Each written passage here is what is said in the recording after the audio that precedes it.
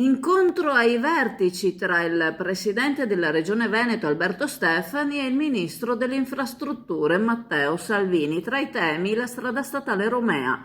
Ora, ha affermato Stefani, si parte con la valutazione degli investimenti. Per quanto riguarda la variante della Romea, ha aggiunto, si tratta di un'opera che riveste un'importanza strategica e un carattere di urgenza per il nostro territorio, sulla quale non intendiamo arretrare di 1 millimetro. Il ministro ha condiviso con me, ha affermato Stefani, la necessità di non perdere nemmeno un giorno, confermando l'importanza di procedere spediti con la progettazione della variante di Chioggia, per la quale i tavoli con i comuni sono entrati già nel vivo. Parallelamente stiamo ultimando la progettazione per il raddoppio del rettilineo. Vogliamo dare risposte concrete a chi percorre quella strada ogni giorno. Nel frattempo, dopo il doppio incidente del giorno prima sul Translagunare, che ha visto prima una macchina scontrarsi in autonomia con il guardrail e poi uno scontro che ha coinvolto 3 vetture, un altro incidente è accaduto ieri sera verso le 20:30 che ha coinvolto altre 3 auto. Sembra senza gravi conseguenze per gli occupanti, rallentando il traffico che ha continuato a fluire in senso unico alternato almeno fino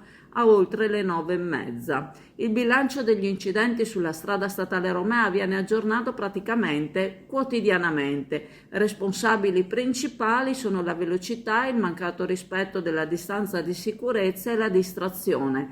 Le dash cam collocate nelle auto registrano situazioni in cui la sicurezza viene lasciata in mano agli angeli custodi.